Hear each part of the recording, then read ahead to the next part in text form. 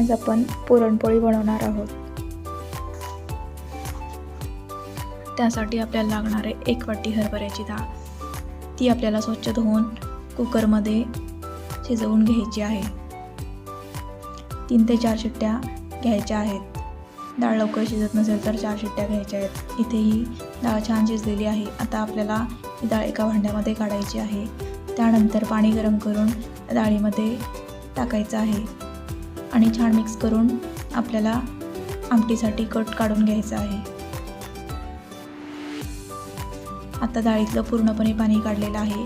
आता 5 ते 10 मिनिट आपल्याला डाळीला ड्राय करून घ्यायचं आहे आणि त्यानंतरच साखर घालायची आहे।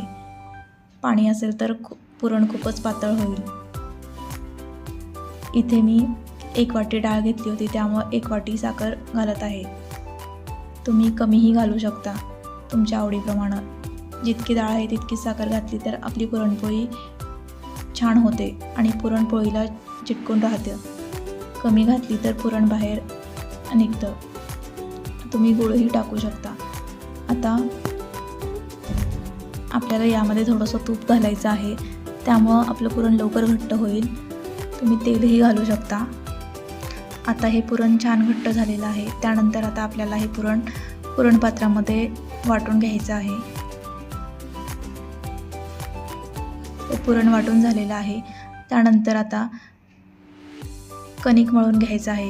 थोडंसं मीठ टाकायचं आहे आणि थोडं पाणी टाकून आपल्याला घट्ट असं कणिक मळून घ्यायचं आहे आणि थोडंसं पाणी लावून आपल्याला पीठ मऊ करून घ्यायचं आहे आणि 5 ते 10 मिनिटे आपल्याला पिठाला झाकून ठेवायचं आहे। 10 मिनिटानंतर आता हे पीठ छान भिजलेलं आहे। त्यानंतर आता आपल्याला एक गोळा घेऊन त्यावरती थोडंसं तेल लावायचं आहे आणि त्यानंतर आपल्याला या गोळ्यामध्ये पुरण भरून घ्यायचं आहे आणि गोळ्याला व्यवस्थित असं बंद करून घ्यायचं आहे आणि तवाही गरम करायला ठेवायचा आहे। आता त्यानंतर आपल्याला वाळलं पीठ लावून आपल्याला पोळी हळूवार हाताने लाटून घ्यायची आहे।